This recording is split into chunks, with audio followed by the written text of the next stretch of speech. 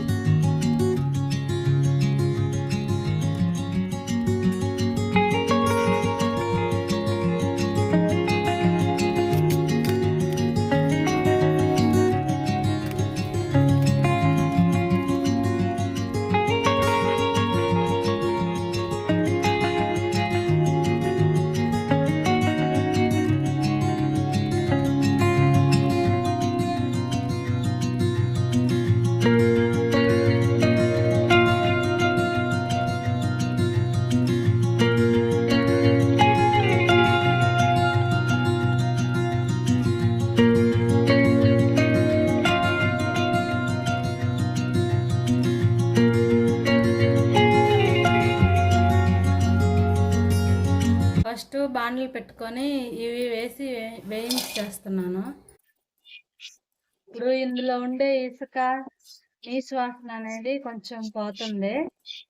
ఇవి ఇప్పుడు తెలుపుగా ఉన్నాయి కదా, అవి కొంచెం కలర్ మారేంత వరకు వేయించుకోవాలి.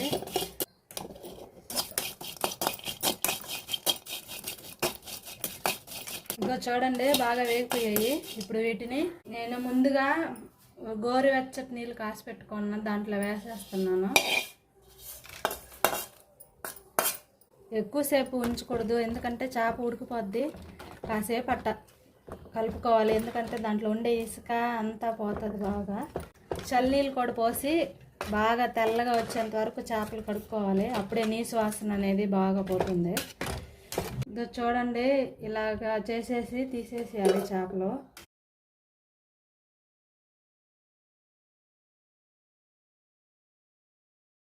ఇలా చేపనైతే రుద్దుకొని కడుక్కోవాలి.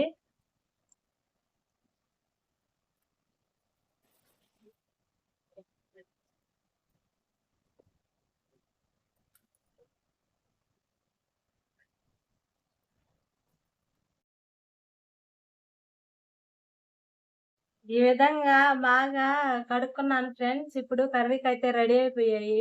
బాండ్లు అయితే పెట్టుకున్నాము. ఇప్పుడు కొంచెం ఆయిల్ వేస్తున్నాను ఎక్కువగానే. నీసు కూర కాబట్టి ఎక్కువ నూనె ఉండాలి. నూనె అయితే వేడెక్కింది. ఆవాలు వేస్తున్నాను. ఆవాలు చిట్పట్లాడేవి. ఇప్పుడు తెల్లగడ్డలు వేసుకుంటున్నాను. ఇవి 5 తెల్లగడ్డలు తీసుకొని సన్నగా అయితే తరుగు పెట్టుకున్నాను నేను ఫస్ట్ ముందుగానే.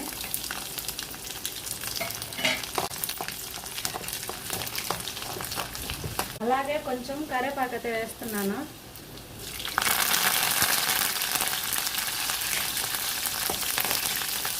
తర్వాత ఉల్లిపాయలు సన్నగా తరిగి పెట్టుకున్న ఉల్లిపాయలు వేస్తున్నాను.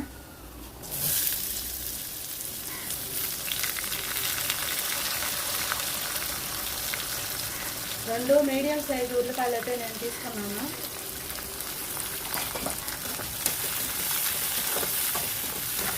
ఉల్లిపాయలు కొంచెం మెత్తబడేంత వరకు వేయించుకోవాలి. ఉల్లిపాయలు త్వరగా వేగడానికి కొంచెం సాల్ట్ వేసి మూత పెట్టుకుంటున్నాను. చూడండి, ఉల్లిపాయలు అయితే కొంచెం మెత్తబడ్డాయి. తర్వాత టమాటాలు కూడా వేస్తున్నాను.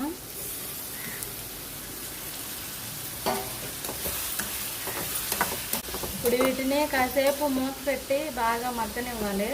నూనె పైకి వచ్చేంత వరకు మగ్గనివ్వాలి.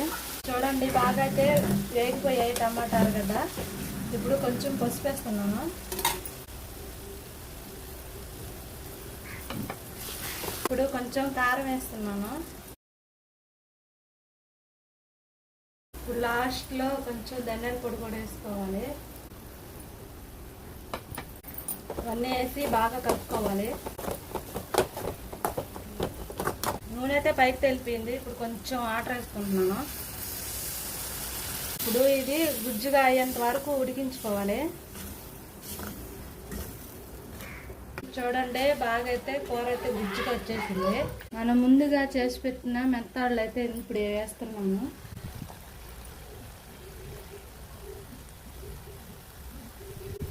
వేసేసి కలుపుకోవాలి బాగా.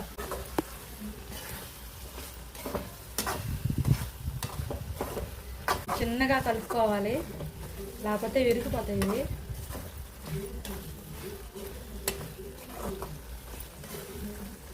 ఇప్పుడు ఒక 10 నిమిషాలు మూత పెట్టి మగ్గనిద్దాము.